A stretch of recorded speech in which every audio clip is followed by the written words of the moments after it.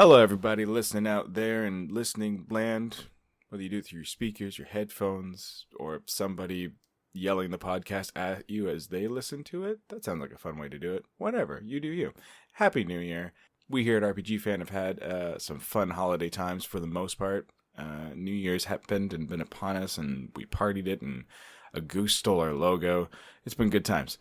But welcome back to Random Encounters. This is episode 178, and we are here to discuss the Game of the Year feature that is dropped on the site and talk about everything that we love about, what was the best of last year of 2019. We did an episode with Caitlin and Mike not too long ago where we just kind of talked about our own personal loves and reflections and such, but this is a much bigger, well-thought-out feature, and we've got some gems that just kind of stole our hearts this year. And we plan to discuss that, and I've got a pretty solid panel of fellows here to join me to do that. So, first of all, we'll introduce, returning to the podcast, John O'Logan. Thanks for coming back. Thank you, my pleasure. And we have Peter Triesenberg, who's finally back. Hi, everybody. I'm alive. Yay! Good. And I don't know if I've had Tyler. I don't think you've been on the podcast since I've kind of taken over things, but Tyler Trosper, welcome to Random Encounter. Thank you for having me. Have you been on? You've been on Random in the past, though. I'm pretty sure. I've been on Retro for the Chrono Cross episode of Retro. Yeah. But this is your first Random. This is my first time on Random. Yeah. There we go. It's okay. We'll be gentle. Oh, okay. Thank you. No promises. I feel like that's an empty promise from Peter. At least for him personally. I can neither confirm nor deny. I'm just go put these handcuffs away here. They are at least fuzzy. Oh, there's that. Well, welcome on in, Tyler. Yes, we'll be good, and welcome everybody in. So yeah, how the holidays been for everybody? It's been good.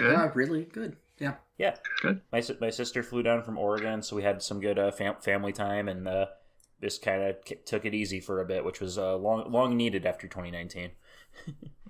Just a bit of a, I guess, not a record year for you, but just stuff happened over the year, and it was good to kind of let it all go away. Pretty much, yeah. It's been one of those. I get that. How about yourself, Tyler?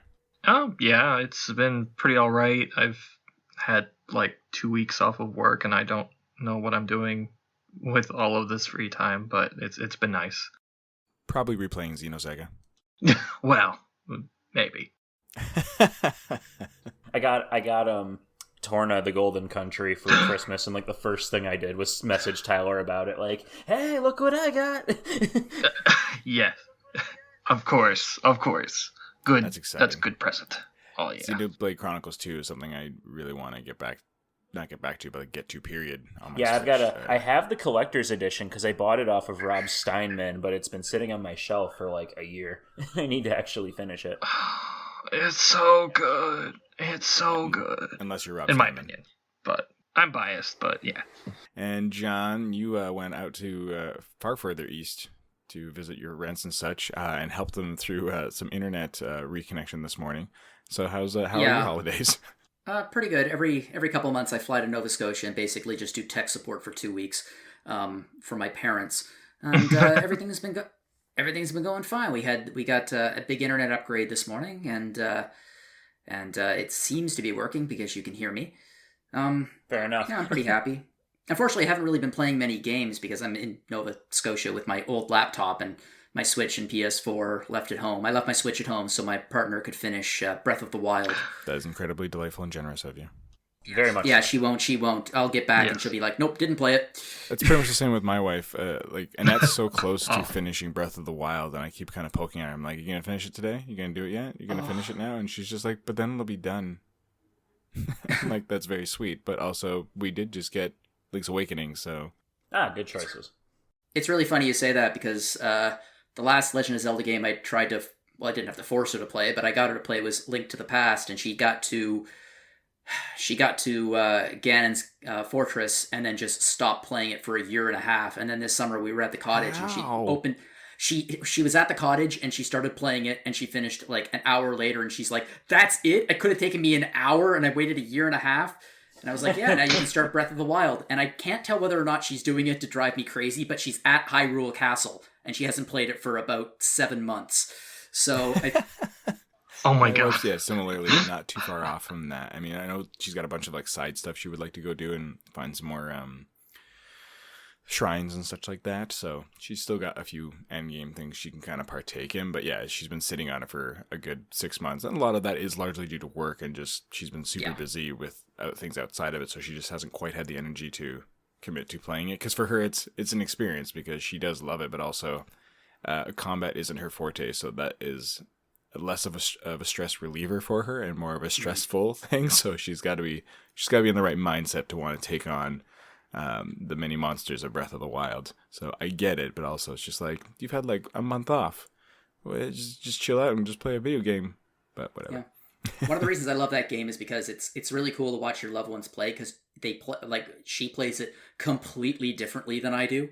Mm-hmm. And it's one of those games that really does let you, I guess this is last year's game, or one of last year's game of the year, but it's one of those games that you can really do whatever you want and play the game however you want. Well, there's a reason it was our top game of the past decade.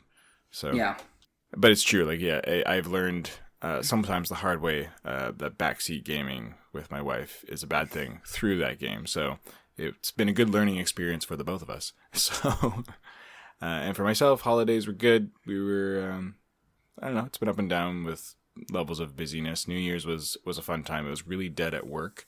So I actually was able to get out early enough to go out and hang out with my wife at some friends and ring in the new year. We found a fellow nerd there that discussed a lot of the more problematic aspects of the recent Star Wars series, as well as the good things about it all as well, and what could have been. But that was made for, just a fun night of discussion and talking with other folks. And our friend's husband is super into making drinks, so they had like a full like cocktail list for us, and he was just very excited to just make all kinds of great drinks. I had a Moscow Mule and a copper cup, so I can't complain. That makes my night. Right? So, ringing the new year, it was good. My wife was drunkenly dancing and claiming she wasn't drunk. It was great. They weren't allowed to do that in Iowa when I lived there, which was really weird for me. Have Moscow Mules or drunkenly dance? In the copper cup, they actually, because there was this hoax going around that like it was like actually bad for you, like poisonous. So Iowa was one of the few states that passed legislature about it. So they can't serve mules in a copper cup in that state. Well, all right. It was one of those really weird things. I only lived there for a year, and it was just like, what the heck? I'd like to see that as the main plot point in a remake of Footloose. Bring back the copper cups. Because I really did think you were like, dancing's illegal there? Really? No, not dancing. You know what though? There's a pitch in there somewhere. Kevin Bacon visits Iowa, and he's just like, I want a Moscow Mule, please. And then they give him a glass, and he's like, what is this garbage? Copper cup. And they're like, no. And he's like, what? So we're gonna cup loose. That sounds like a commercial. And then yesterday, to wrap up kind of our whole holiday thing, we did a big open house, which we kind of try to do usually in the holidays once a year, with making an excuse for all of our friends basically to come to us and our extended group of colleagues that we both have between the two of us, and it just makes it easier to do the visiting on the holidays. And our house is big enough to host like 30 to 50 people relatively comfortably, so just we say like 11 a.m. on, just come to our house whenever you feel like it. And we had a good stream of guests coming through. And just lots of fun. A few doggos came and went. And there was usually someone brought a kid that always was playing with Gwen, so she always had someone to play with as well. The neighbors came over for many hours of the day. It was great. So it was a really fun way to make the house feel, it kind of warms up the house annually. That's how it really feels. Just like rewarm it, give it love, make us remember everyone that is important to us, and then move on the next year just being too busy to see each other kind of thing for a while until the next time. So that was lovely. Yeah, sounds like it. Sounds nice. Yeah, thank you. And here we are now to talk about all the lovely games that 2019 brought us. If you haven't seen it on the website yet, the Game of the Year 2019 overall awards have been doled out by the team here at RPGFan. I want to take a moment to thank Zach Wilkerson, who kind of helmed a lot of our feature stuff for the end of the year, which is great because it takes it off the plate of folks like Mike or Alana who keep doing far too many things that they need a break, and that's okay.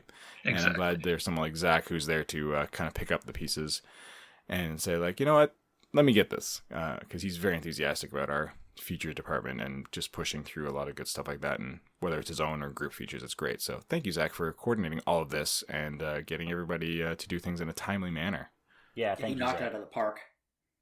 Yes, And thank you Zach. to all of our proofreaders who kind of took a look at things for us to make sure we don't sound like dopes when talking about our RPGs. So we had, Hillary, of course, was reading over things, Caitlin, and Kyle, even though I know he's been being very apologetic about how not involved he's been lately. We still love you, Kyle. You come when you can, man, and you do good work, so no worries. Yeah, absolutely.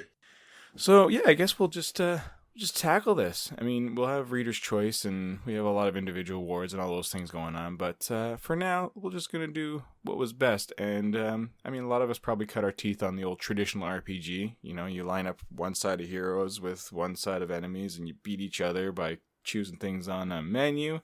And they have come a long way since Final Fantasy and Dragon Quest to this year's winner, which is The Legend of Heroes Trails of Cold Steel 3. For myself, I mean, we've talked about it fairly exhaustively on the episode. We had Caitlin on in the past, and we all know that she absolutely loved that series. She dove into the entire Trails series over this past year to kind of lead up to this, and is now pining desperately for Trails of Cold Steel 4 to hopefully come out in 2020.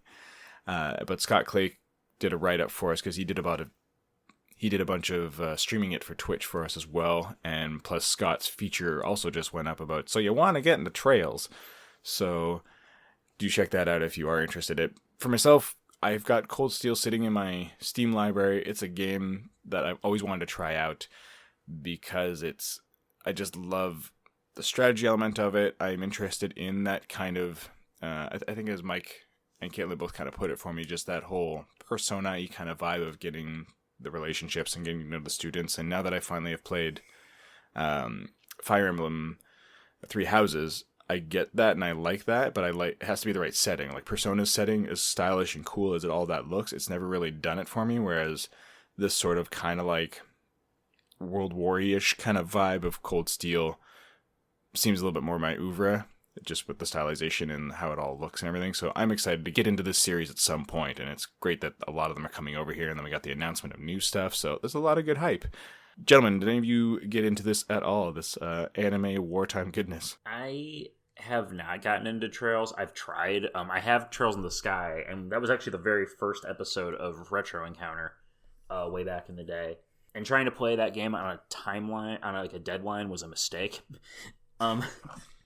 Is it just very grindy, or why was it, what made it problematic for you? Those games are very in-depth and very slow-paced, and it's one of those slow burn type of narratives that you really have to kind of savor and enjoy, and trying to rush it, especially on the PSP version, which is very old school. Not in a bad way, but just in a way that you have to be patient with it, and unfortunately trying to beat it in a month, and record 3 podcasts, because this is back before we were doing 2 episodes for the Game Journal, so we were doing 3.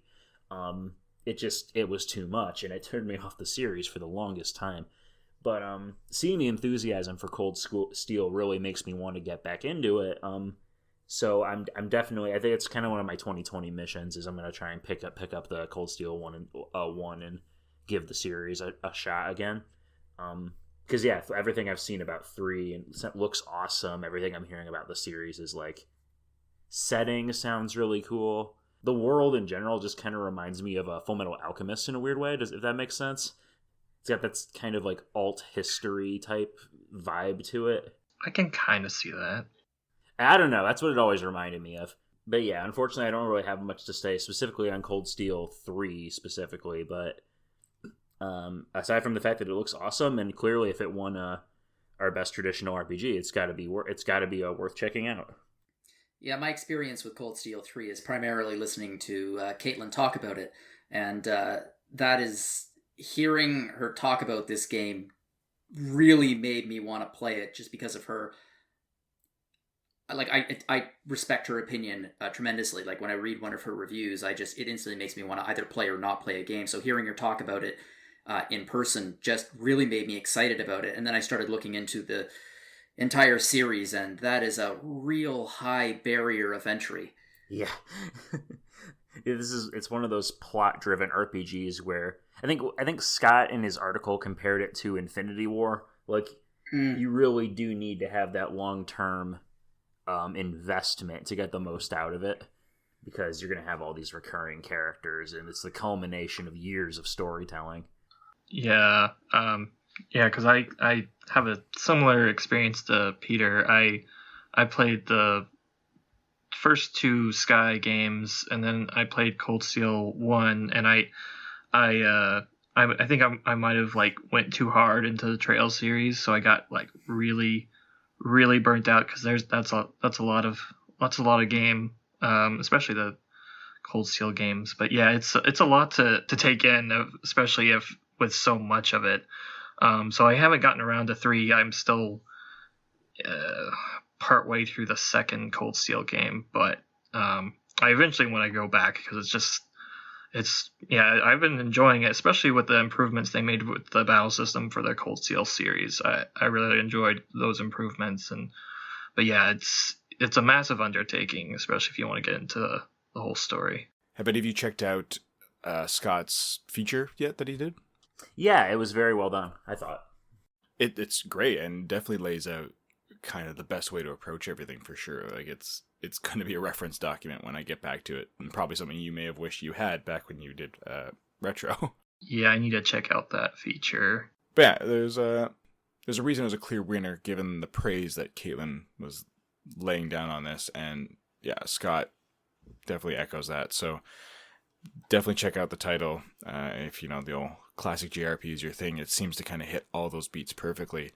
Our runner-up was another traditional RPG that also has done a lot of upgrading over the years, but it is a bit divisive, I suppose, with how it maybe kept it a little too safe, which we did discuss on the podcast a bit, about how the Pokemon series does little bits and pieces of iterating throughout its generations with each kind of like new it was handheld and now console that it gets onto, and the fact that Sword and Shield gave a strong front and has built a good foundation is great, but could they have done more?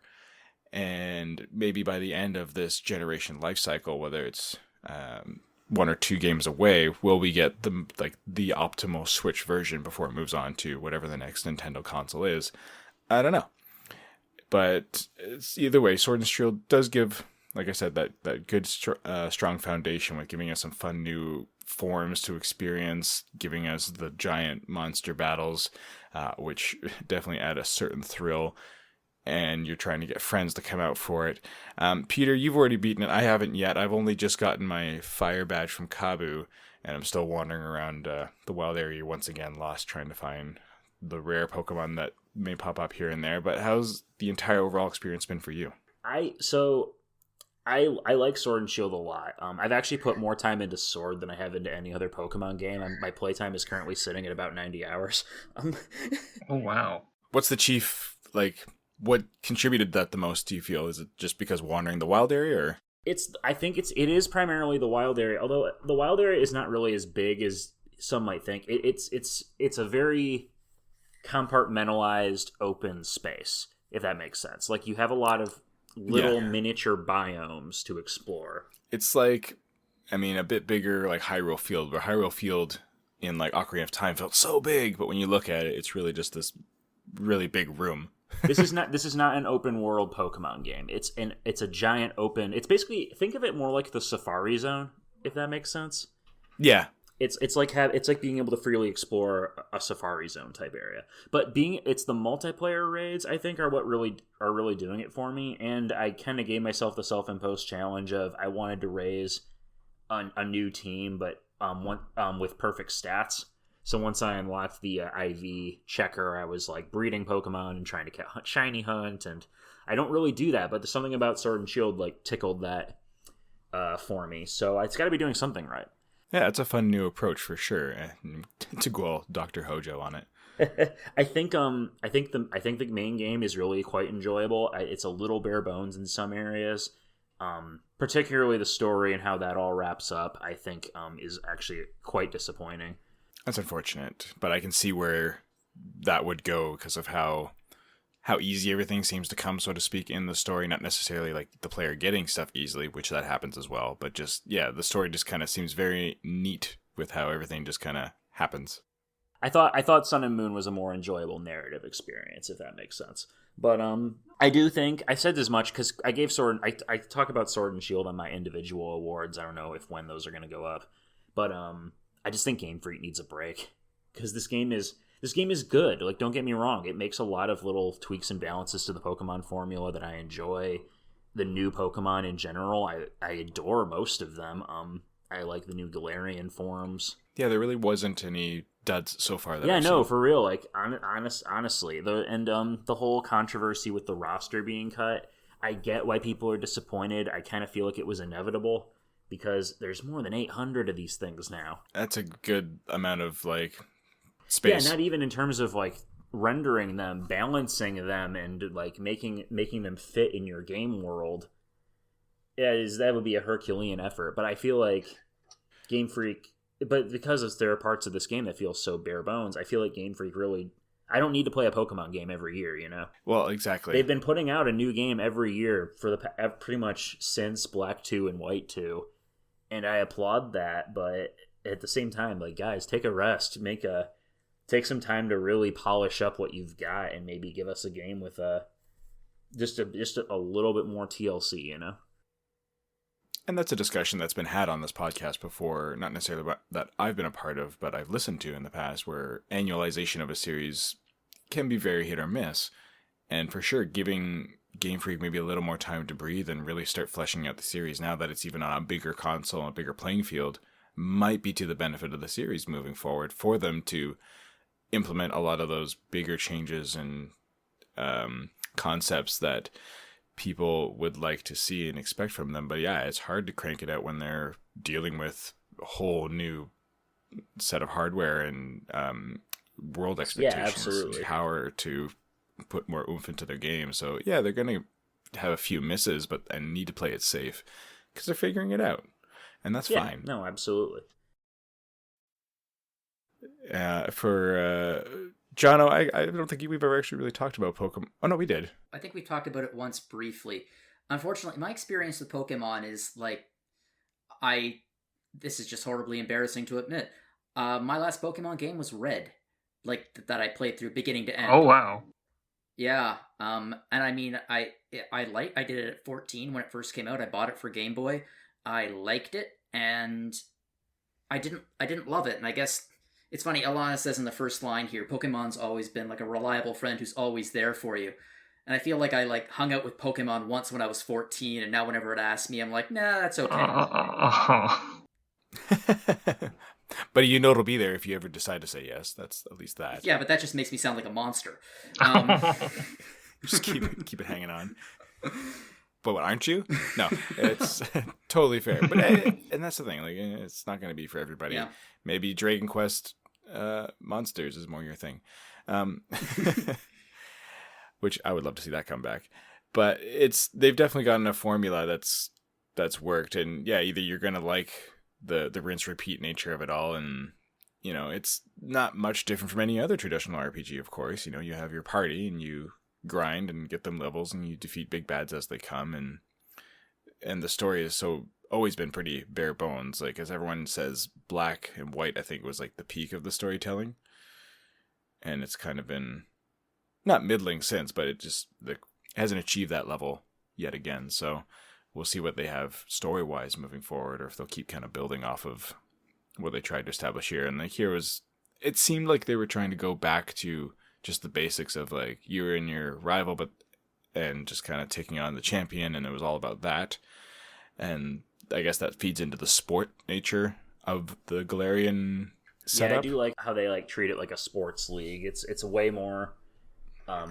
You get the sense that people are actually like following your journey, which is interesting. It is, and it makes it feel like it matters more. because it's, you're playing on a global stage like you always have been. But yeah, this is the first time where the actual scale is presented in such a way that you go like, oh, wow, yeah, there we go. And as we all talked about, even leading up to the game's release, that it just felt like what the TV series was, right? So, yeah. That's really awesome. Now, I'm excited to get through it. Gwen beat Sword over her dad's house, and she's still playing through her shield save on our end. We haven't done any trading yet, because I'm trying to remember now. I don't know if she has, because you need the My Nintendo account or whatever for that whole thing to work out. But hopefully we'll get to do some trading, or even she can drag her Switch over here and we can locally trade at the very least, because she really wants to get a Ponyta in her Sword save, and I really want that Farfetch'd, so... We at least have some things going on. And I want to do some Dynamax raids. Now, is there connection issues with it? Because that's one thing I've kept seeing people in my YCOM come up and like seeking someone for a raid. And every time I go in, the person's there, and then I try to connect, and then it's like, nope, it's no longer here, or oh, you can't connect to the host or something. And I'm just like, what? There are two. I don't think it's a problem on your end. There are two major problems with the way they have raids set up. One is there's a 3-minute countdown timer once the raid starts. Once the lobby is set up for people to join it. Oh, if you're hosting, yeah, there's that one too. So you have to be on it pretty quickly. So what I do is I set it to only show me. You can filter what shows up in your YCOM.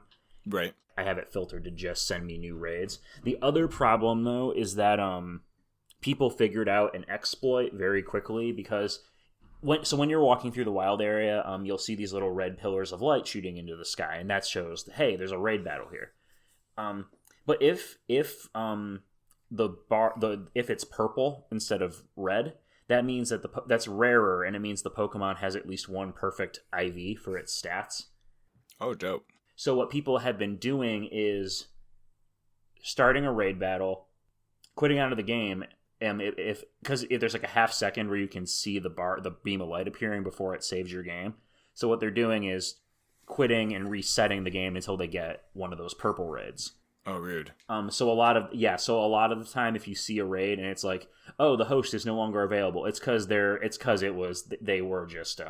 trying to farm the IV thing. Gotcha. But it does kind of ruin the experience for other players a bit. Well, yeah, because obviously there's a lot of kids who probably would just want to just get in and do it, and when it's going to be disheartening when you're just like, I keep trying and never getting in, and what is it?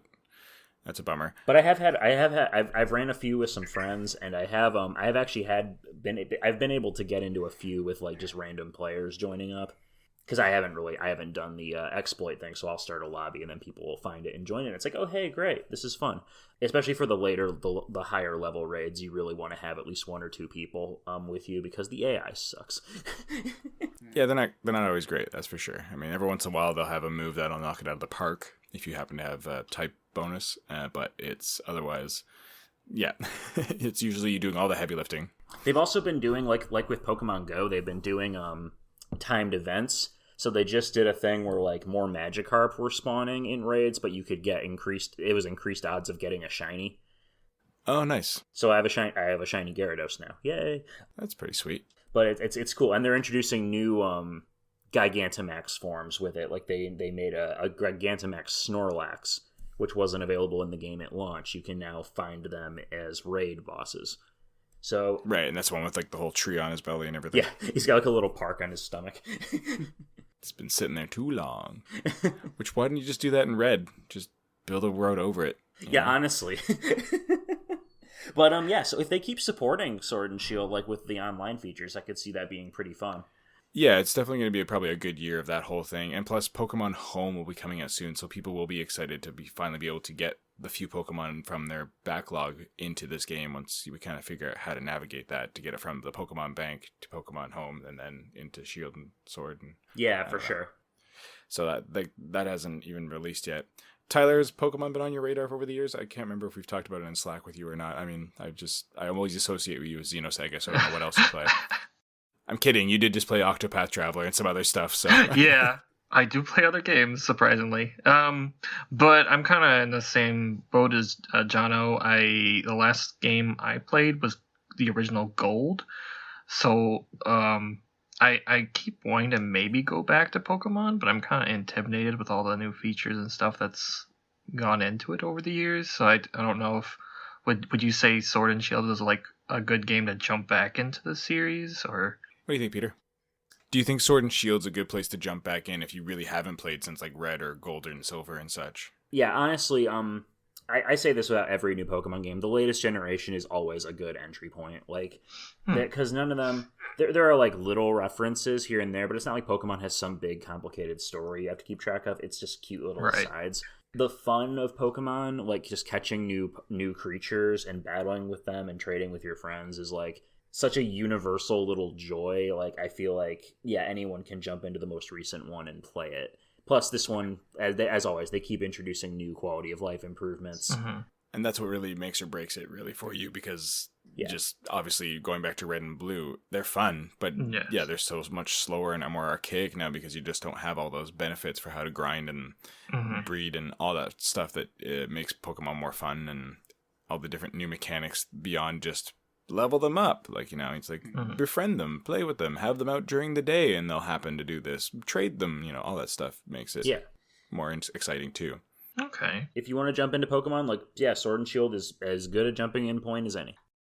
I will say that the thing that actually appealed to me about this is, well, going back to my heartless rejection of Pokemon's friendship, I feel like it keeps inviting me to like progressively bigger and bigger parties.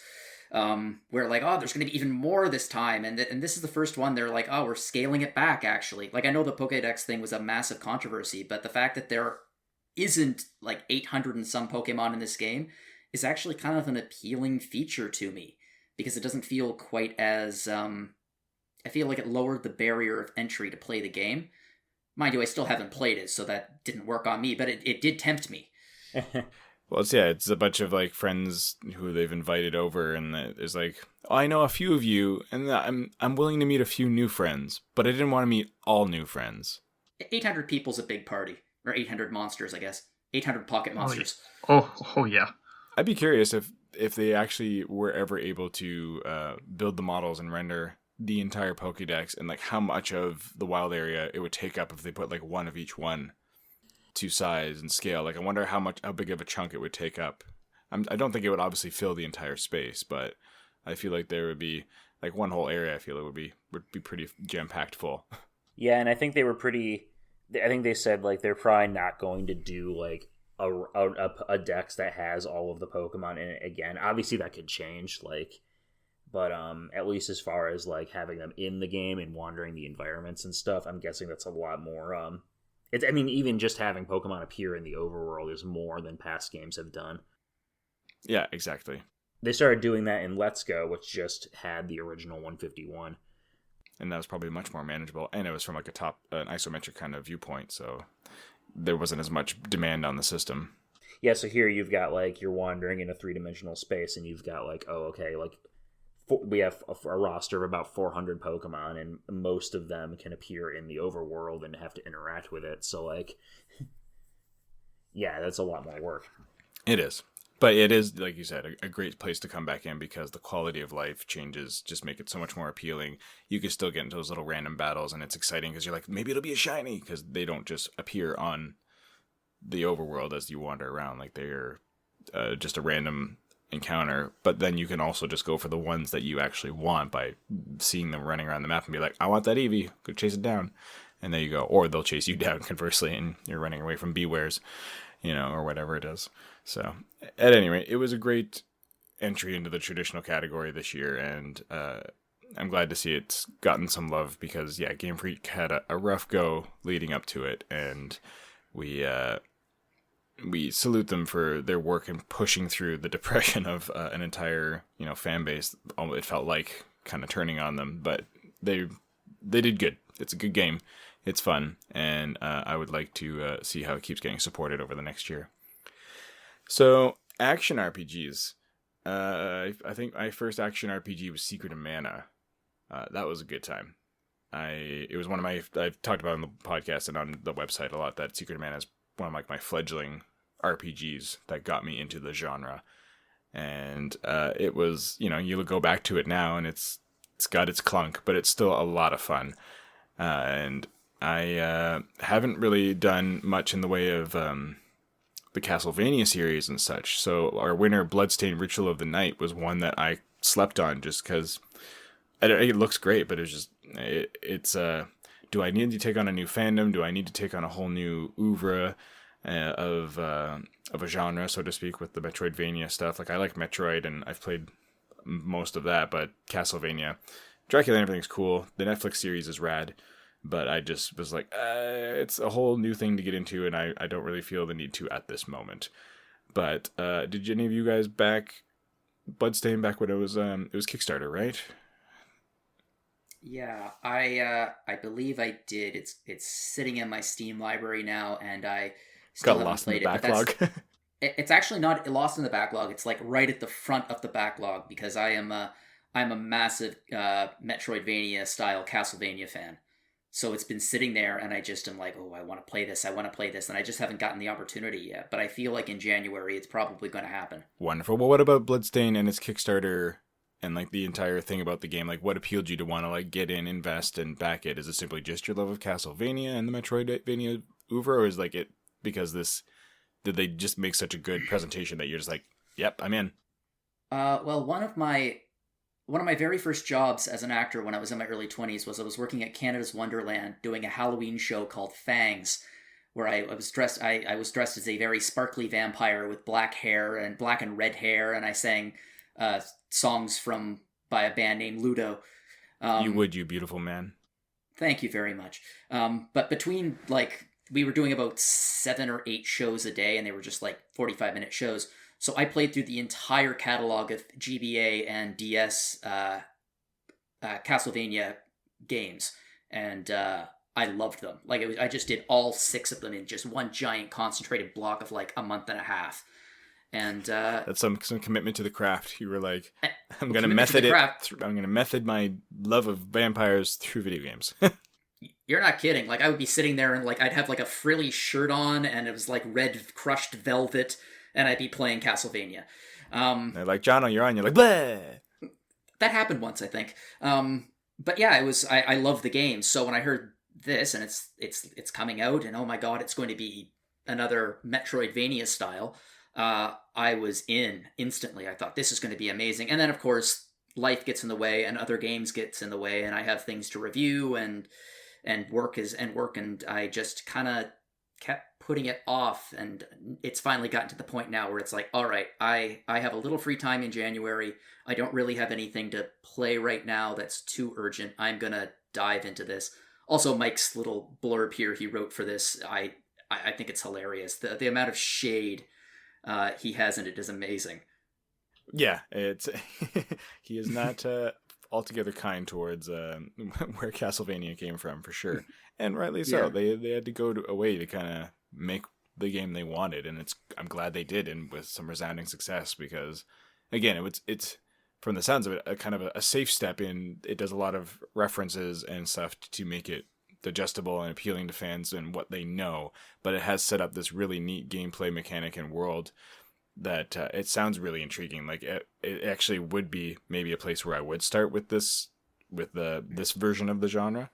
Might be Bloodstained Ritual of the Night, just because like with Pokemon, it sounds like it has some really neat quality of life stuff in there and some really neat gameplay systems that shake up the whole formula. Yeah, I mean, Symphony of the Night it's a classic. It's one of the greatest games ever made, and I would argue it still holds up to pretty much anything today, graphically, gameplay-wise. It's still a blast to play. And this seems like it really does pick that, grab that baton and runs with it.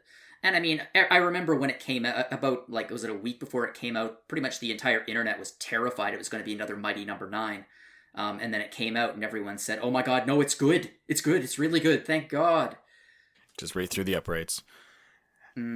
Sports references. I don't know. Anyways, no. How about you other two fellows? Is the Metroidvania has been in your catalog over the years, or no? I suck at those. That is a great opening. I love it. But I mean, I really did enjoy the Castlevania anime, and I don't know. I've seen footage of this game, and I'm kind of interested in playing it, but at the same time, I'm like, I'm probably not gonna make much progress in it because I suck at those games. Has platforming kind of always eluded you of it, like that aspect of it? Is it the platforming, like the skill based end of it? Because it's not like your traditional action RPG in terms of being a top down isometric thing. Yeah, the platforming, and I don't know. I'm just not. I guess I could give it a try, but yeah, I'm just not very good skill wise, which I guess is why I gravitate towards like traditional RPGs. But yeah, Whatever. Play what you like, right? Like no one's gonna. I don't see you as any less of a gamer because you don't like platforming or don't want to play Castlevania. Also, as you get older, you got to make time for what you want to make time for, and not for stuff that you know is like not gonna stick well with you, right? Like I wanted to play Dark Souls really badly.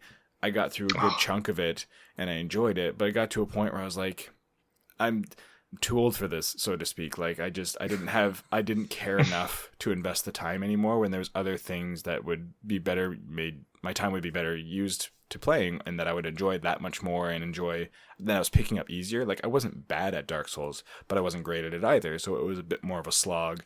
And every time I kind of bounced off and came back, I had to kind of relearn my skills and how to properly dodge and combo, all that sort of stuff. So like I get it, and I probably won't play another one ever. And it's nothing against the series; they look great, and that is what it is. It's just I ain't got time for that, so it's okay.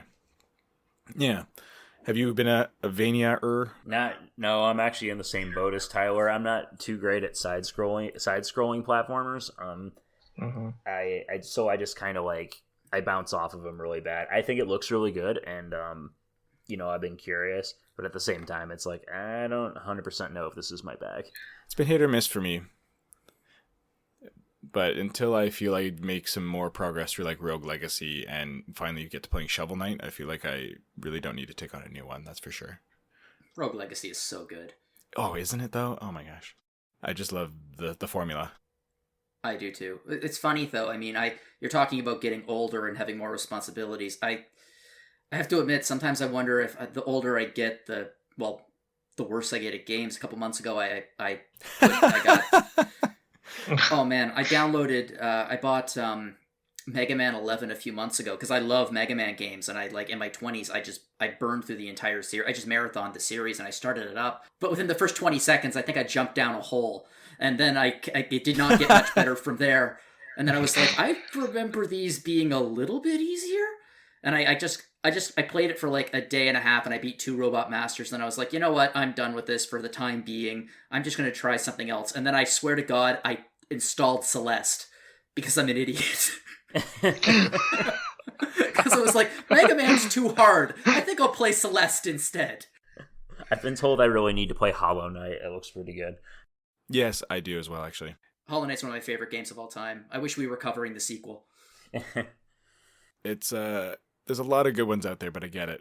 What we do and do not cover is the source of much debate here at RPGFan. Like, we started covering Monster Hunter pretty much because Monster Hunter or Hunter World added damage numbers. And it's like, okay, well now we can justify it. It's an action RPG. But and a good Publishers, there's a hint there. If you want us to cover you, just actually put numbers under the characters whenever they get hit. Numbers, character choices were good. Well, I mean, we've covered Zelda for years, and it's like just pretty much just because. And it's like Breath of the Wild comes along, and Breath of the Wild even won like our best RPG of the decade thing. And it was like, well, there's going to be one Joe Schmo who's like, well, actually, Zelda's not an RPG, but Breath of the Wild is the most RPG-like Zelda game of pretty much all of them. Yeah, it's mostly we give it a pass because swords and castles and a legacy overhead view.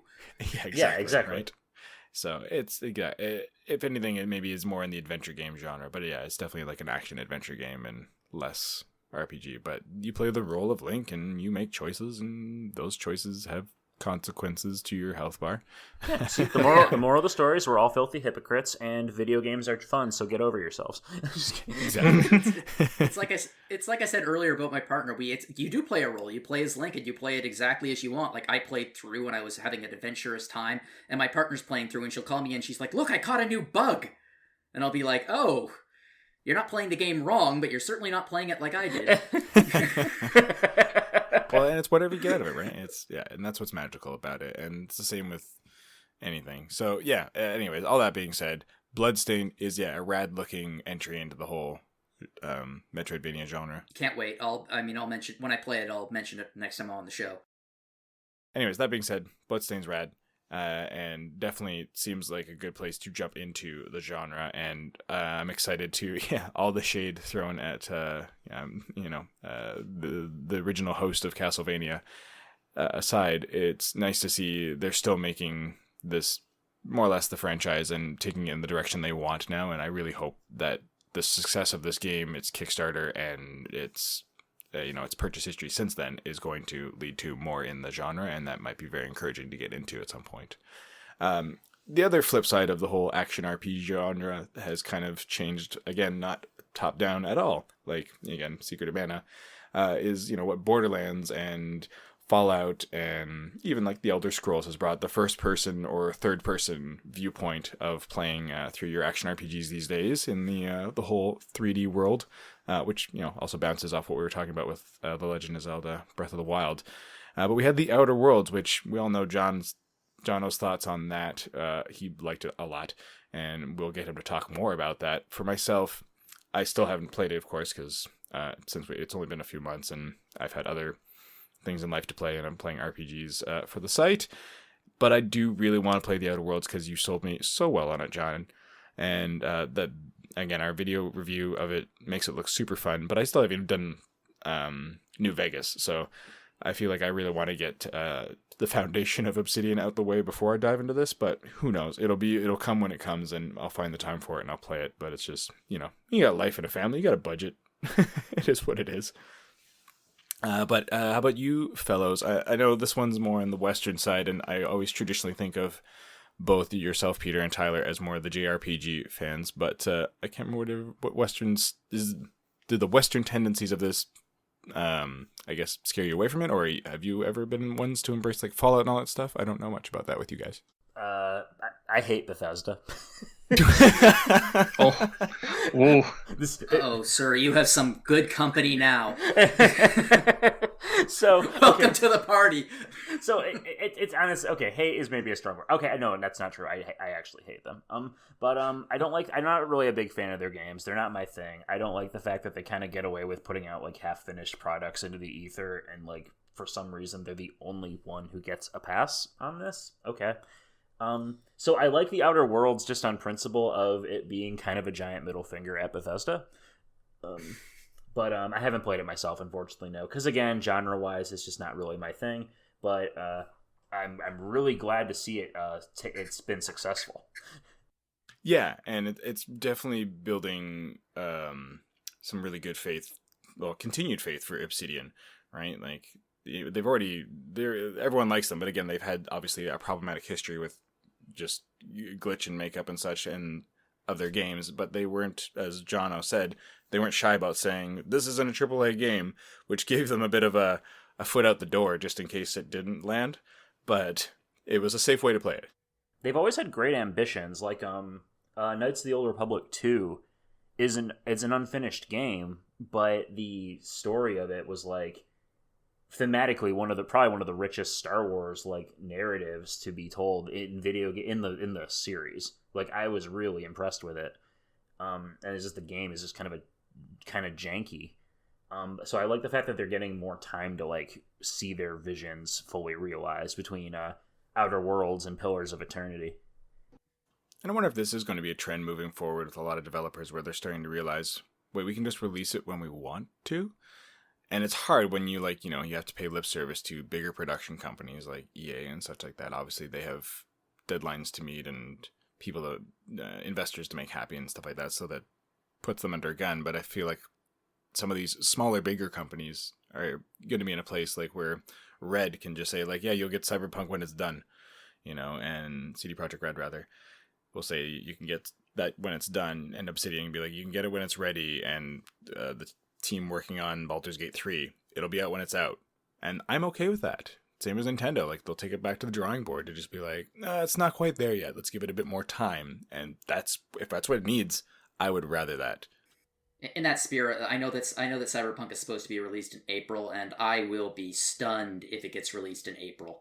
I feel like I feel like that's a game. I think it'll be released this year. I don't think they're going to delay it for longer than that because it looks like it's in really good shape. But I feel like CD Projekt Red especially is the kind of company that would not be shy to say, we need an extra month to really nail this. No, that's not. I'm not saying that will happen, but if you've been waiting this long, like, whatever, drop in the bucket, really.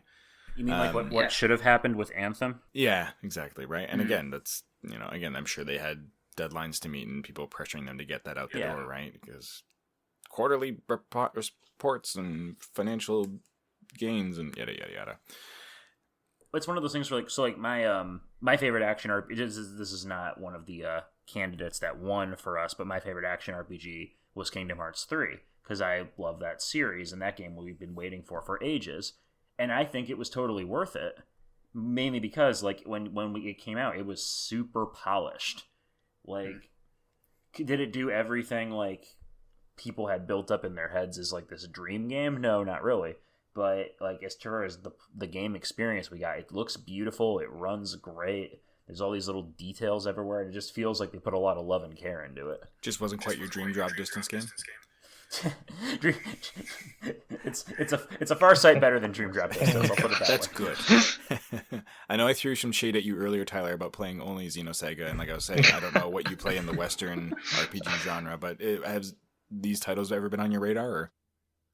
Or? Yeah. I mean, I really love like the original Mass Effect trilogy, first two Fable games. There's one thing that's really like getting me from not getting into the Outer Worlds, and it's kind of a silly thing, but I wish you could put it in third person because I don't do first person games. It's just not there for you. Yeah, I mean, depends on the game, but sometimes I get kind of motion sick when it comes to first person. So yeah. I actually wouldn't be surprised if Obsidian released a third-person mode in this year. They've announced some DLC, and although they said we're not going to do a third-person mode, if you leave this, if you just like go to the bathroom while you're playing the game and you don't go to the inventory screen, you come back, there will be like a camera going around your character so you can see your character. So you do have a model in the game. You're seeing it through their eyes. So I don't know if they'll put it into place or if eventually modders will. But I wouldn't be surprised to see a third-person version of The Outer Worlds coming out at some point. Well, good. Then there's hope for you. I would be down for that because after like watching or reading your review, I was very intrigued. It's just that one thing that's holding me back. I completely understand. Yeah, it can get to people. And like I was saying, yeah, Liz, like I know Liz has said in the past, both with VR and like the first-person stuff, like she has to really pick and choose which ones she can do because, yeah, it can really get her. If she's not careful, and no one wants to puke while playing a game because that's just not fun. Exactly. Exactly right. But it's like I was saying at the top of this, it's really an attractive looking game. Hey, Jono, you still like The Outer Worlds? Yeah, I'm still a fan. Cool. Moving on. No, I'm kidding. Good, go on. I've talked about it at length. I think it's a great game. I think that it's funny now that I've gotten a little further away from playing it, I'm still as big a fan. But I'm starting to realize just how solid a foundation this game could be for a franchise. I think it does a remarkable job of world building, but it also sets up there are all of these colony ships that left Earth and to various systems, and like corporations could buy entire solar systems. So in future games, we might not even be in this solar system. We might be in an entirely other solar system with other corporations that bought the planets, and there's a lot of storytelling potential there. So I'm really excited to see what Obsidian does with it next. Absolutely. Especially with the resources of Microsoft bought them, didn't they? Oh, is that what just happened recently? Oh, snap. Yeah, Microsoft bought Obsidian. Yeah. I imagine that they probably have some more resources. So the next iteration of The Outer Worlds will probably be a AAA. Let's just hope that they let them get that polish that we were just talking about, where I mean you could run the risk of having bigger developers start and publishers breathing down your necks. Like I hope the pressure doesn't get to them, right? Yeah, and I mean I think a lot of the reason why The Outer Worlds was so warmly embraced by people is entirely due to Fallout 76. I think it would have been good. I think people would have been like, oh, this is really, really great. It's a good game. It's like Fallout. But instead, people were like, oh, thank God it's a Fallout game. as it should be, not that. Just a different coat of paint. It's like that announcement we just got recently where we're going to get basically Earthbound 4, but not. Because it's just, so we're going to get what we want. It's just under, yeah, like it doesn't need to say, it doesn't need to have Ron Perlman to still be a good Fallout-like game. No, it's going to be great. I mean, and Fallout 76 is the continuous disaster zone that it always has been, that we've been following since it was released.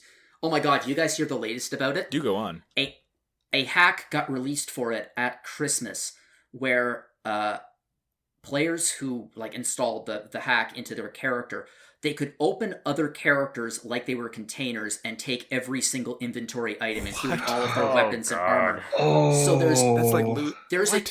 Just pickpocketing. There's a YouTube video of just it, like, I hope this guy dies, but there's a YouTube video of him just wandering around for about 5 hours, going from world to world, emptying out characters of every single weapon and piece of armor that they've been grinding for years. That's awful. Oh my, that's awful. It's like, how does this happen?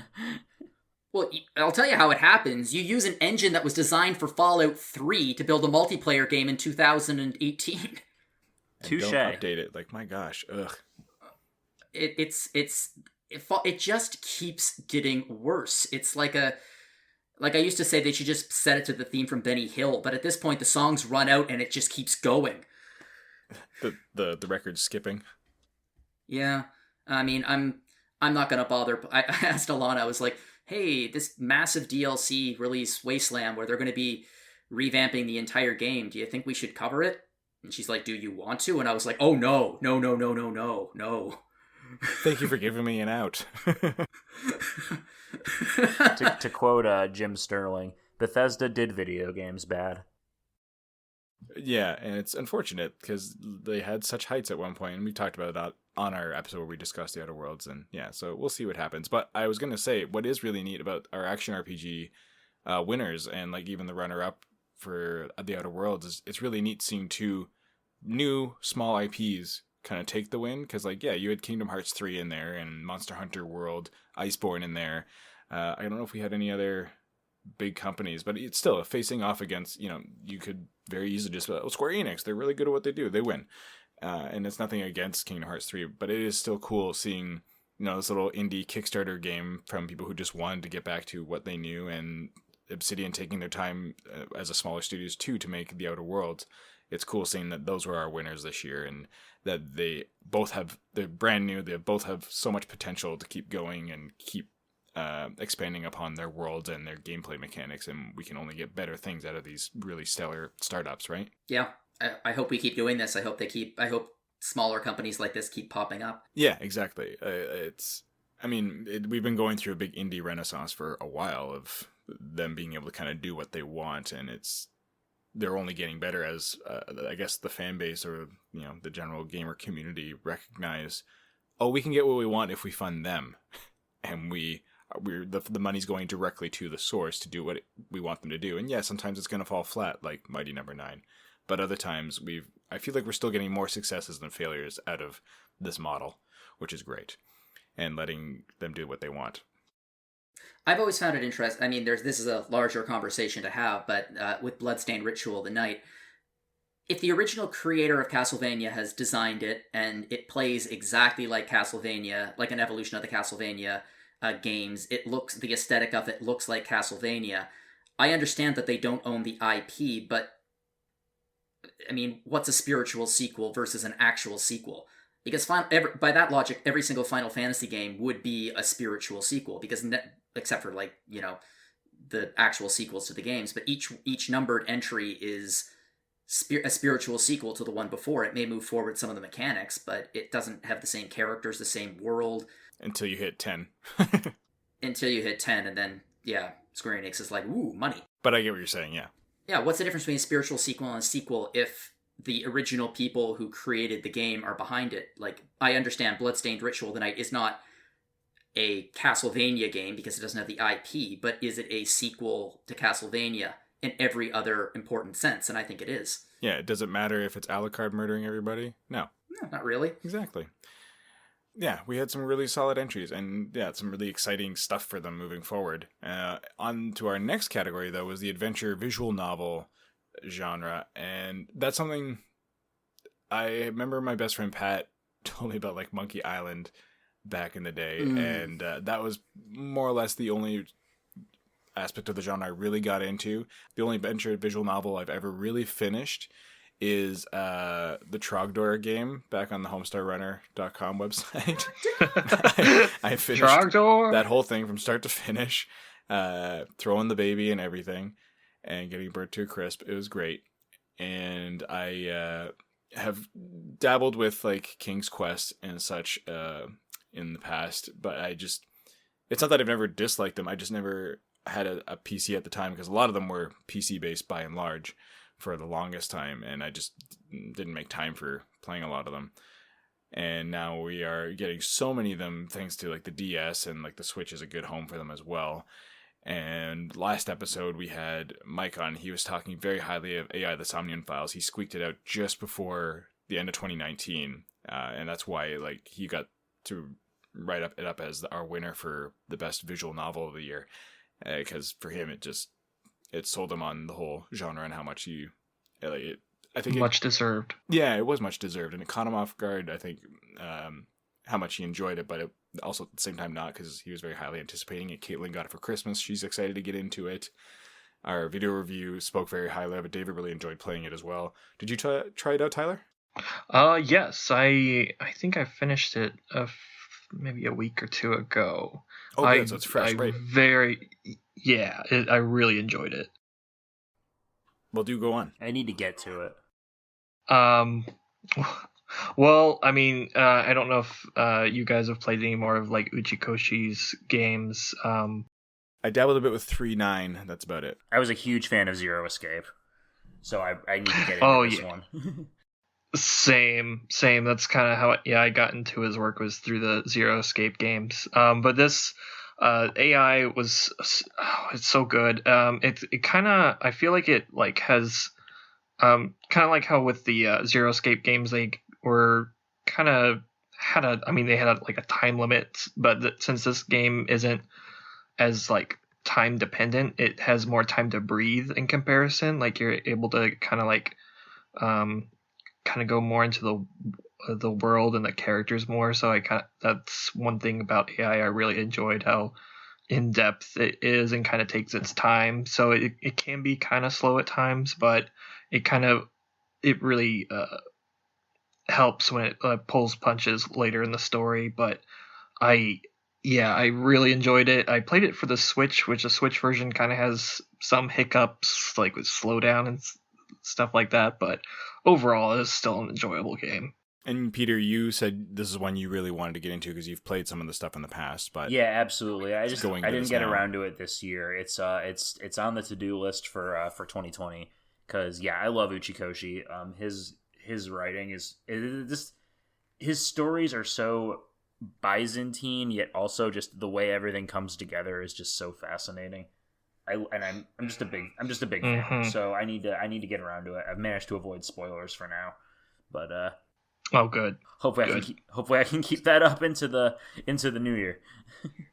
Good luck. Listen, if I can make it 2 years without the Red Wedding being spoiled fully for me, then I hope that's some skill. Yeah, I don't know how I did it. I knew something big and bad happened, and I knew it related to a certain family, but beyond that, I wasn't certain of the full grasp and scope and nature of it, and I was like, oh my gosh, when it happened. So I have hope for you.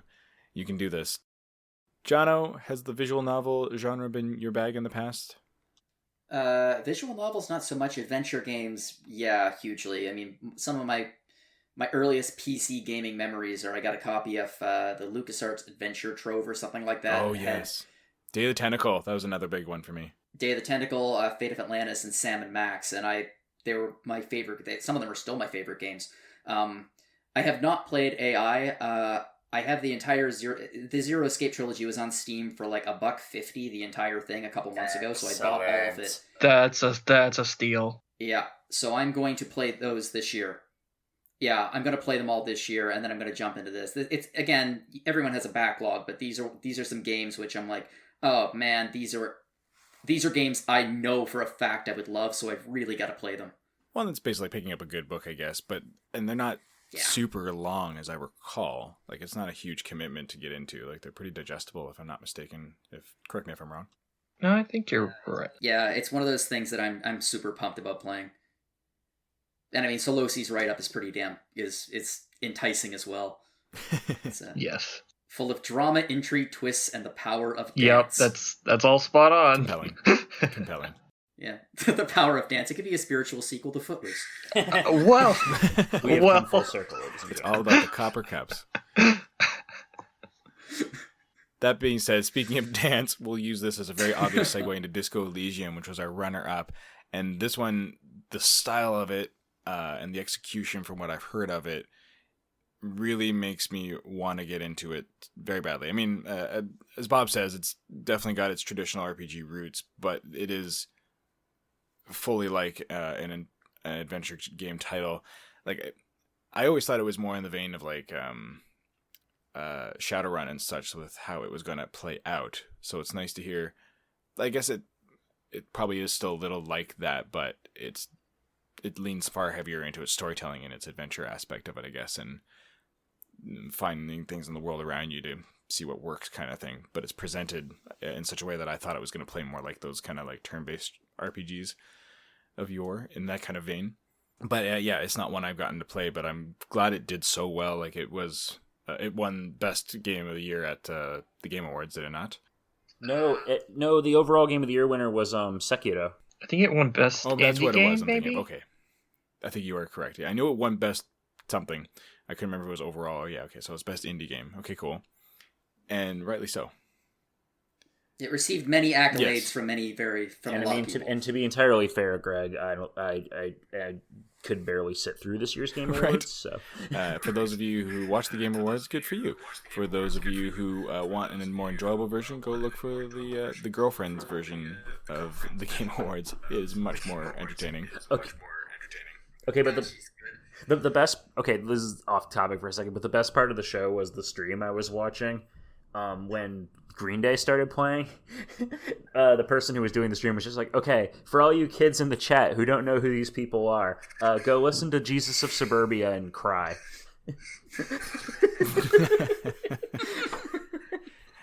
But yeah, there's a lot of that whole thing that was really outmoded. And anyways, that's a bigger discussion and very off topic, but I get you.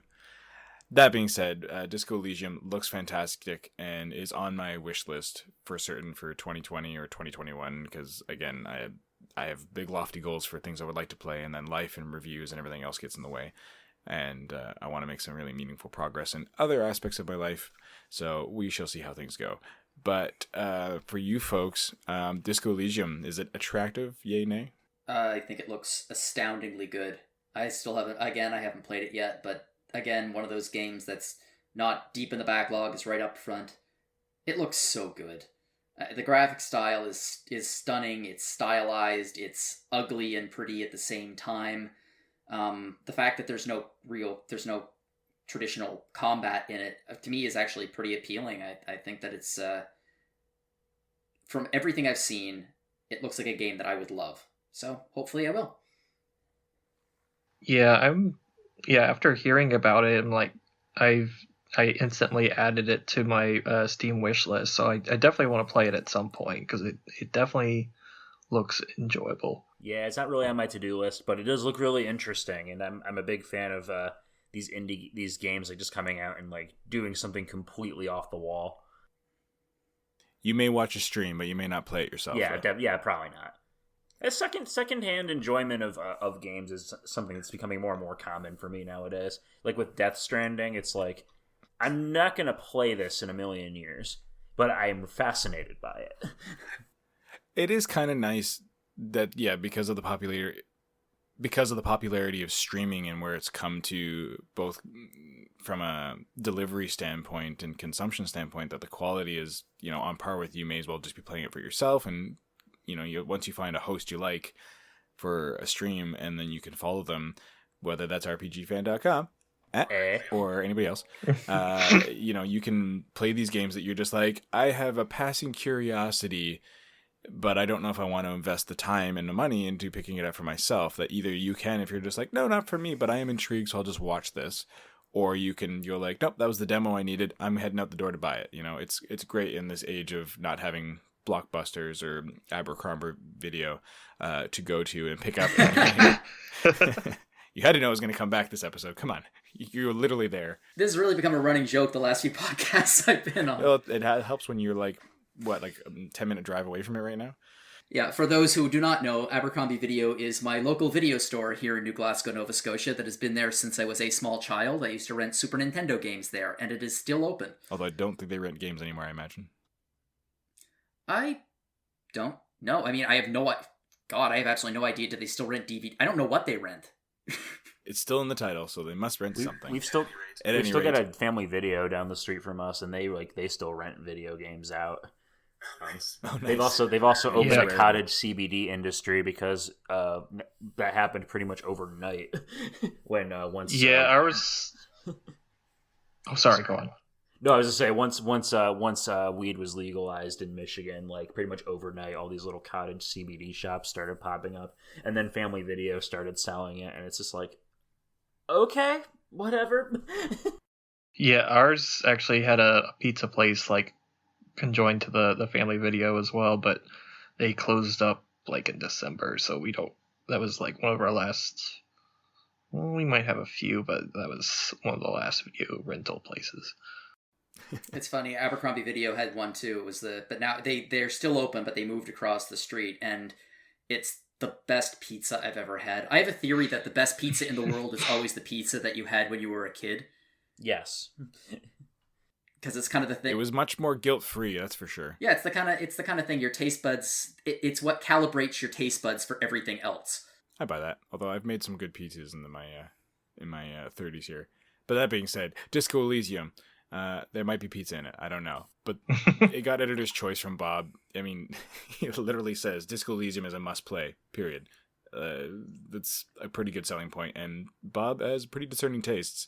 So it's on my list of things to get to because I like the craftsmanship of it. I'm very excited for the writing and the design choices they've made. So this is going to be a good ride when I eventually get to it.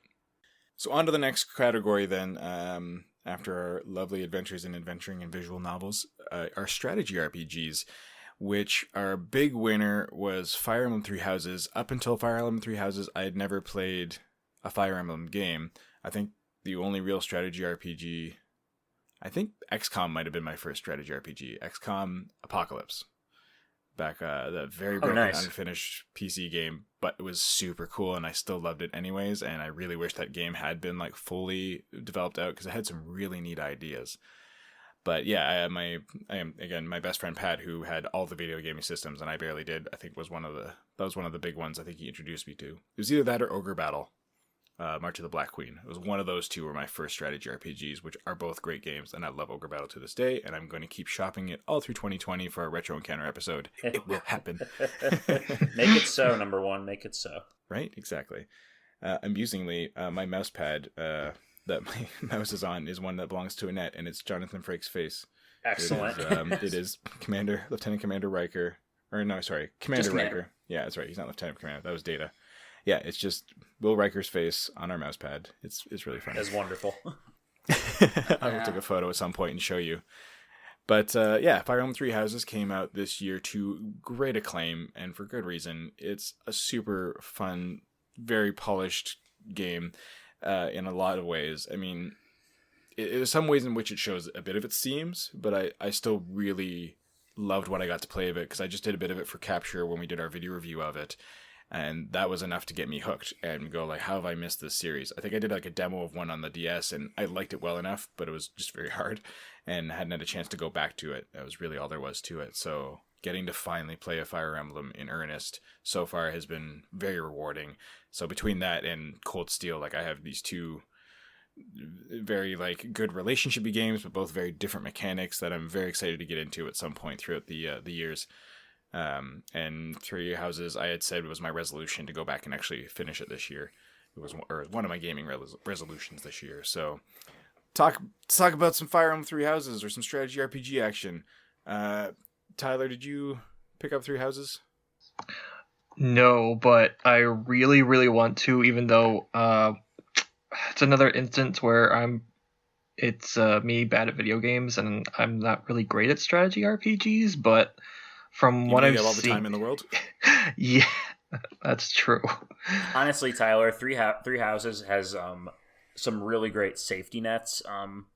Mainly the fact that you can rewind, you can basically have an unlimited amount. You have a finite amount of like rewinds you can use in each battle. So if you Yeah. make a mistake, you can rewind all the way to the start of the mission. Great. It's very useful. Okay, And good. it definitely helps you saving time because, like, in the runner-up, as John will probably bring up for us, is it can be really heartbreaking when you spend like a whole hour on a mission and then fail. So it's nice to be able to go like, I'm just gonna go back to the start because I can see where this is going and it's not going in my favor. I don't want to talk about it. But we will. Plus, your characters can get really powerful. Like you're the hero character on the normal difficulty. I played normal classic, so there was permadeath on, but most of my characters were so OP by that point it like didn't even matter. Oh, that's good. Yeah, so it seems like a really great entry point into the series too, because as far as I understand, yeah, it probably will relate to a bit of like the mythos from the past games in some ways, but like I've come into it and I'm like, oh, this is a contained thing. I understand what's happening. I don't feel I needed any of the past information either, so it never made me feel like I had to have played all the Fire Emblems leading up to now. So I think that's a great thing as well. And yeah, like Peter said, even I still haven't really even gotten out of the prologue myself, but I still already see how powerful my characters are, just even in the beginnings of the game. Yeah, no, I'll be brief because I talked about this on Retro Encounter already. But I was not really expecting to like Fire Emblem Three Houses, and it's now my overall game of the year. So I'm very, very happy to have been proven wrong. Because my history with the series was basically, I played the Game Boy ones and liked them. I played Awakening and liked it. And I played Fates and hated it so much that I thought the series was like dead to me. Like, so coming back to Three Houses is just like, I think it finally finds the perfect balance of like the social elements where it's more like Persona. You get to explore the school, you get to talk to these characters. The characters are all really likable. And it really feeds to this moral gray area when it comes to the actual conflict in the game, because you like these people. You don't want to fight them. You don't want to kill them, even if you guys are on the wrong sides. And it's just a good story. I'm planning on playing through the other two routes throughout the rest of this year. I did Black Eagles my first run, and I was just really happy with it. This game, Three Houses, is a fantastic game. And it basically turned me completely around on the Fire Emblem series. So, good show. Bravo. Oh, wow. Yeah, I've only played like a little bit of like one of the, or maybe one or two of the Fire Emblem games for like GBA, but I didn't really progress very far. But that's very, I definitely want to pick this up at some point. It's worth it. Like, I mean, just speaking from me as someone who was like completely disillusioned on the franchise before now, like I'm like over the moon about it. Yeah, and I've played. I mean, I do like some strategy RPGs that I've actually beaten, like Growlancer and Valkyria Chronicles or something like that. But so yeah, that's pretty cool. Yeah, it is real good. And Jono, as far as I know, you played our runner-up, of course, but was this one your bag? Like, do you prefer like the smaller stuff that's more like Advance Wars, or like this more elaborate RPG? Would that be more your thing? Well, I find it hilariously funny because both Fire Emblem and Advance Wars were both intelligent systems. Like it was their two Oh yeah, series. So I think it's hilariously funny that Wargroove, which is a spiritual let me try that again. I feel like Wargroove, which is a spiritual successor to the Advance Wars, going up against Fire Emblem is kind of funny. Fire Emblem, for me, it's one of those games which one of those series, on paper, I should love it, but every single time I've tried it, it leaves me cold. Like, I don't dislike it, but I remember, I think it was Shadow Dragon the remake that came out on DS. We were talking about that not too long ago, and that sounds right. I think it was. I played it for like a couple of hours, and I was like, I can see how this is good. I'm just not connecting to it. And then a few years later, I think it was Fates, and it just, again, I played it for a few hours, and I was just like, it's just doing nothing for me. So I kind of feel like, although I've heard amazing things about Three Houses, I just don't know if the series is for me. I would honestly recommend giving it the old college try, because again, I was kind of in a similar boat, especially because Fates is hot garbage. I've said this on many a podcast, but I'm just gonna say it again. Fates is trash, and if you like it, you're wrong. That's not and true. It's okay to be wrong. That's not true. Just don't try and make us feel that that's right. I know that there's a lot of people who enjoy it. I think it's a little too tropey for my taste. Three Houses still has a lot of anime tropes, but I think it finds a better balance of making the characters feel likable and believable, instead of just fetish objects for your character to romance. Yeah, which is always a very weird line, considering you're supposed to be the teacher. No, and you have to wait till the time skip. It's kind of grooming, but we're not gonna get into that today. Yes, it's still more justifiable than dating a 100-year-old 13-year-old. It's a lot better than basically being married to your maid before the second mission, because the game's relationship system is broken. Woof. Anyway. Wow. Yeah, Fates is a trip. Yeah. But Three Houses. And I'm much more aware of a lot of that tropiness. My partner is much more socially aware of that sort of stuff, so I've become much more, for lack of a better term, woke to a lot of this more creepy, gross kind of tendencies that we can find in our media, for sure. And having a daughter, it makes me much more aware of it as well. And I look for it as well to be like, is this something I would be fine with her playing and stuff like that? And she's already started dabbling a bit in Three Houses, because when she saw it, she was like, what's this? Can I do it? I was like, you can play it. It should be fine. You may not understand some stuff. Like, I think you'll be okay with the combat, but I think the deeper elements will elude you. And I feel like you're not going to really understand what's happening with the romancing, but you do you. Go for it. Like, none of it's weird or creepy or odd, so I think it's pretty safe. And yeah, it never made me feel uncomfortable so far with what I've played. And so it's nice to hear that there's a good balance. I think what saves it for me is that your character is the only one who can get an S rank. With any character, and it's only at the very end. Like, it's pretty much how your game ends. Oh, interesting. Okay. Like, and they will do a little, they do Fire Emblem games every time you beat the campaign, they do a little, here's where they are now thing to show you, and you'll see a few characters that are like paired off, and that's kind of cute, but it's not like as in your face as like basically playing let's create child soldiers, like it was in Awakening and Fates.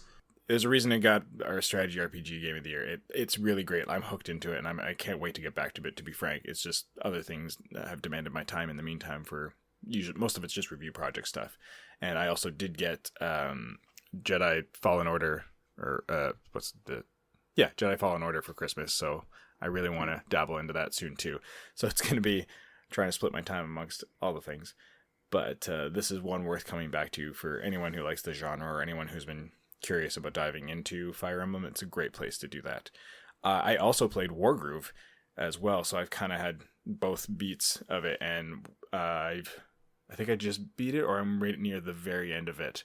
And I loved Advance Wars, and I loved Wargroove's take on that whole thing and making it more fantasy oriented. So again, it kind of plays a bit more into my loves. There's elements of it that are a bit miss, and you can talk to this John on how sometimes the power creep can really hit you and catch you off guard with certain missions. And there's like some of the specialty missions can be like a real drag sometimes too. Like there's definitely one or two of the Caesar ones. I was like, I've tried this too many times, and I'm gonna walk away for a bit, and I'll come back later. Yeah. But yeah, trying to get 3 stars can be a real slog sometimes. I agree with you 100%. That being said, I say it in this little blurb, and it's funny because when did I review this thing? I reviewed it, almost a year ago. I reviewed it at the end of February. It was one of your earliest ones, yeah.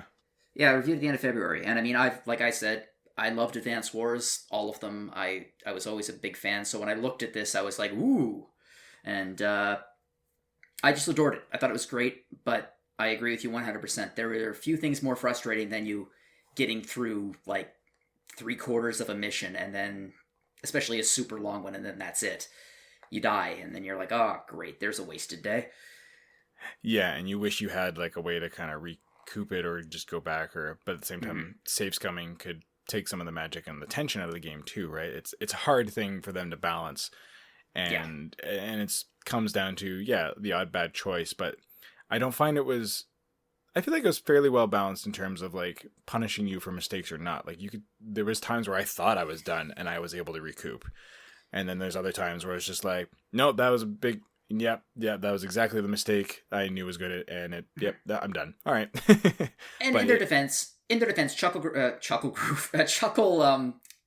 has patched in some really good quality of life features since I reviewed the game. That's the trick when you look at an old review of a game and you're like, oh, some of this isn't really applicable anymore because they fixed it. That's the beauty of patching, I guess.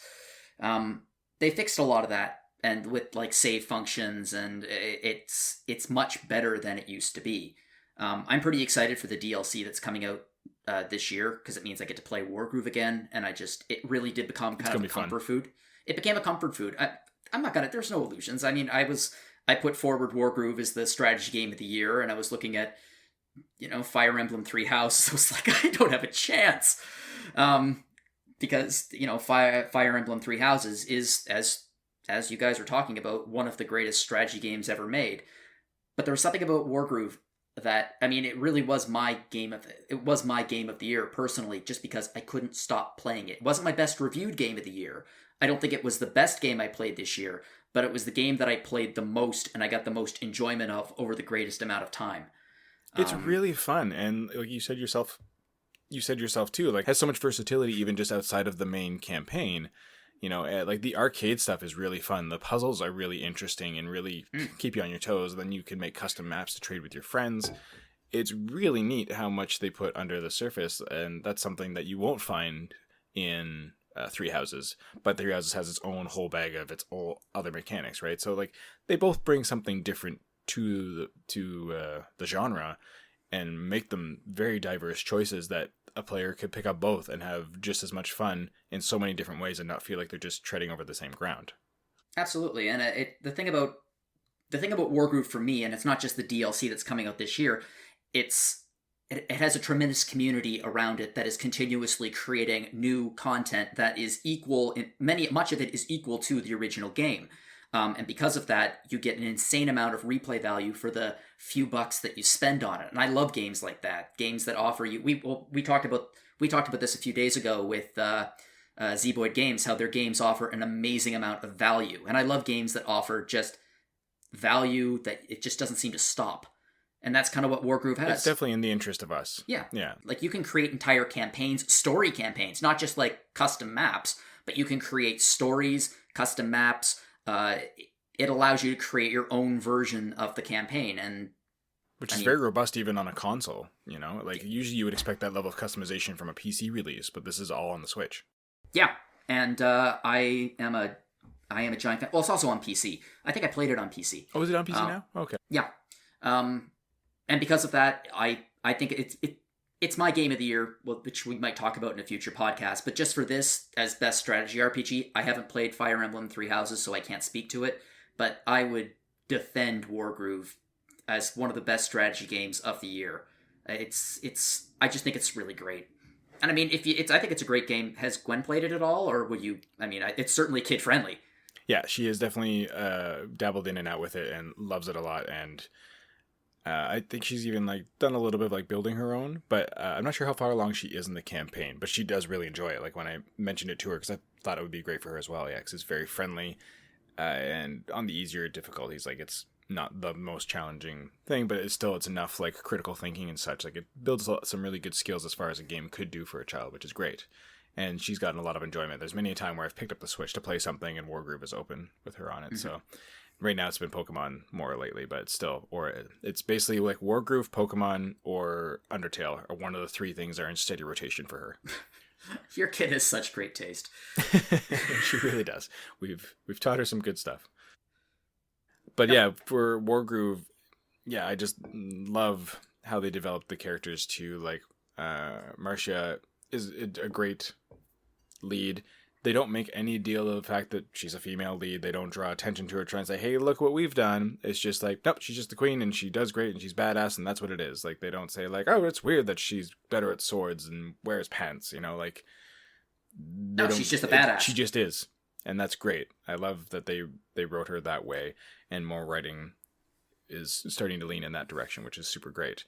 And it was really funny, actually, when I was playing Wargroove, it was around the time, I think, that the Dragon Prince came out, and there was a weird sort of like, my brain would kind of cross the two worlds together in a weird way sometimes.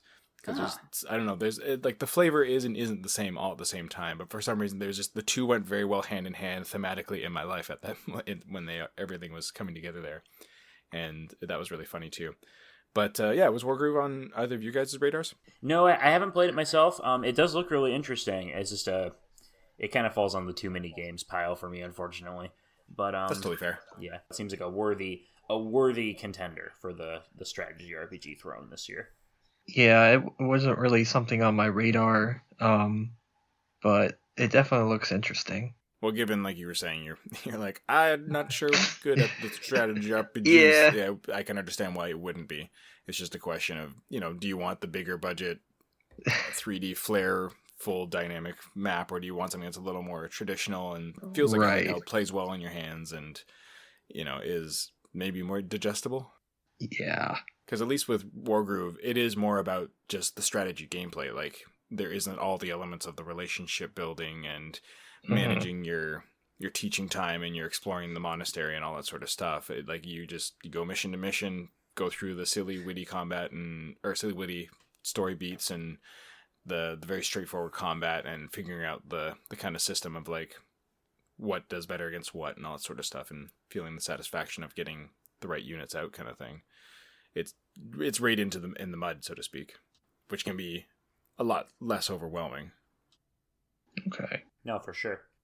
Just about my only criticism of the game. It's funny. I was just briefly reading through my review and looking at it and be like, "Hey, Past Jono, you have some good points, but you're wrong in others."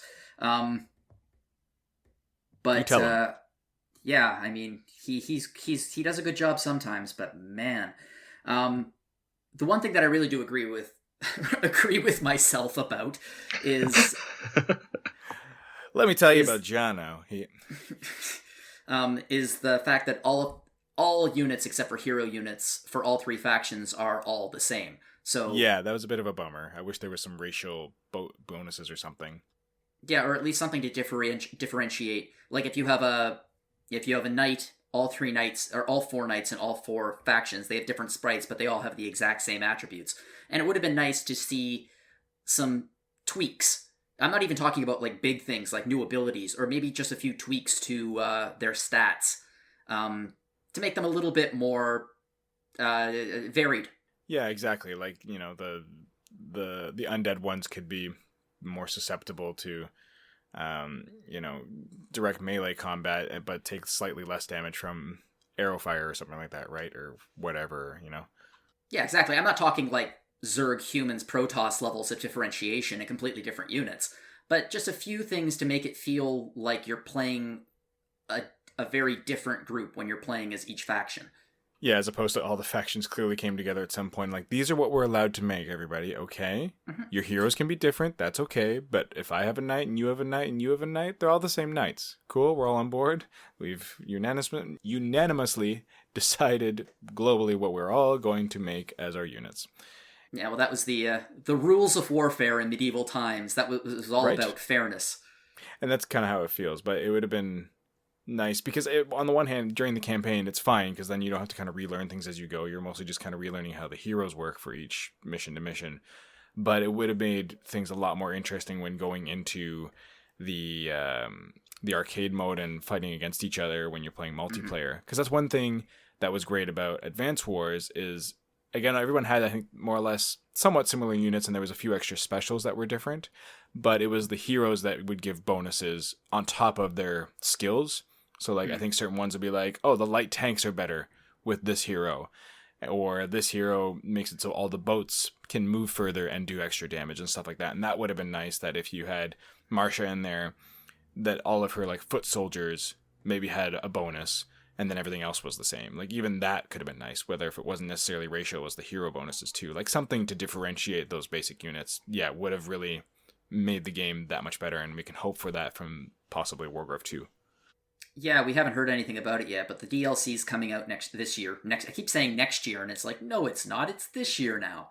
Right. So hopefully we'll see some of that. It looks pretty interesting. It's going to be a co-op campaign, so if you have someone you want to play the game with, apparently it's I a choose good thing. But Jono. you can also thank you. You can also play it single player. So That'll be fun though. I'm glad we're getting more because I was like, are we going to get a sequel? We're going to get DLC, so at least we're getting something, which is fantastic. yeah, I love when indie developers can almost always be, at least the really successful ones, can be counted on to provide you with some good secondary content that comes up in the future. But I mean, great. for most of them, not everyone can be like Shovel Knight, where it's just like where it's 5 different games and lots of other things. They got a lot going on. Yeah. At any rate, we're going to wrap up the episode to get through the rest of the list. Although the final category I do want to bring attention to is our indie RPG game of the year. Just because the winner was Bloodstained Ritual of the Night and our run-up was Disco Elysium. And we've talked about both already. They're both solid indie RPGs. We like them. We want to see more from them. And that's about that. But we don't really need to go into a whole discussion. We're going to come back with the next episode and get into MMORPGs and expansions and mobile games and some other fun stuff. So either stay tuned and listen to the rest of the episode along with the read and hear our expanded thoughts or not. That's entirely up to you. In the meantime, we've got some more Retro Encounter coming out for the new year. I forget what's on the docket. We just did a podcast. Slow C said what was on it. He's always much better at remembering, obviously, his own schedule than I am. We just talked about Cthulhu Save Christmas. That's going to be one that just went live. And then there's going to be some Suikoden talk, I think, coming up soon, too, as well. So stay tuned for those. Rhythm Encounters out there if you want to hear about music. We have our Music of the Year feature should be live by now as well. And we might talk a bit about that moving forward. And finally, Hat and Eric over at Phoenix Edge Podcast are keeping up with the news and events better than I do at random. And if you want to hear about a lot of their most anticipated stuff coming into the year and what they loved about 2019 and are looking forward to in 2020, go check out the Phoenix Edge Podcast as well. Hodgepodcast. They make it out of clay. At any rate, thank you so much, everybody, for listening. Jono, Peter, Tyler, thank you for being on the podcast with me and discussing all these great games that we had to play, and some of which we didn't have the chance to play because there's too many good games this year. Yeah, for sure. Well, thanks for having us. Yeah, thank you for having me. Yeah, it was a pleasure. Good to hear you all. And thank you, listeners. Till next time, stay tuned for part 2 of our Game of the Year discussion.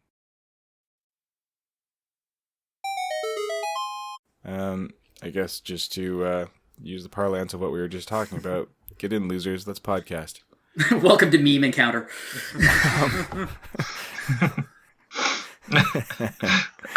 Memedom Encounter. So, but I was just like, I feel rude answering my door with no pants. So, Fair enough. You're a scholar and a gentleman.